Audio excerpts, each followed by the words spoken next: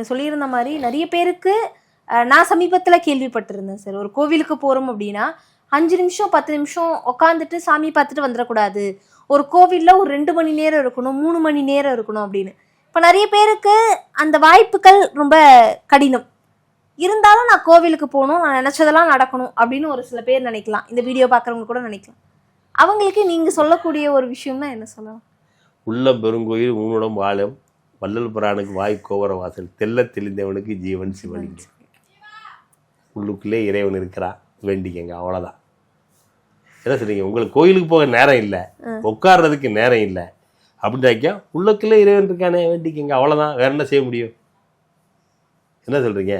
ஏன்னா எல்லாத்துக்கும் சினிமா பார்க்க நேரம் இருக்குது, ஒரு ஃபோனை பொழுதுபோக்காக விளையாடுறதுக்கு நேரம் இருக்குது, எத்தனையோ நேரங்கள் எங்கெங்கேயோ நீங்கள் செலவு பண்ணுற நீங்கள் ஒரு ஆலயத்தில் போய் உட்காந்து இறைவனோட சண்டையில் உட்காந்து வர்றதுக்கு நேரம் இல்லை அப்படின்னாக்கா உங்களுக்கு வினையும் விடலேன்னு அர்த்தம், விதி வழி விடலேன்னு அர்த்தம். எனக்கு சாமி கும்பிட நேரம் இல்லை, பூஜை பண்ண நேரம் இல்லை அப்படின்னு சொல்லிட்டானால இறைவன் செக் வச்சிரு. ஓ, உனக்கு என்ன நினைக்க நேரம் இல்லையா, ஒன்று நினைக்க வைக்கிறேன் பாரு, 24 அவர் நினைக்க வச்சிருவான். வேற வழியே கிடையாது.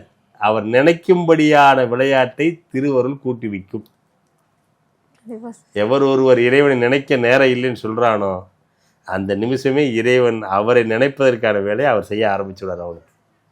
அதாவது கனப்பொழுதும் உன்னை, அதாவது பிறவாமை வேண்டும், பிறந்தாலும் உன்னை நான் மறவாமை வேண்டும், நொடி பொழுதோ உன்னை நான் பிரியாமல் இருக்கணும்னு தான் எல்லா அருளாளரும் கேட்குறாங்க. கடவுளே, நொடி பொழுது கூட நான் பிரியக்கூடாது, நான் உன் கூடயே இருக்கணும், இல்லை நீ என் கூட இருக்கணும் அப்படின்னு எல்லாரும் வேண்டாம். ஏன்?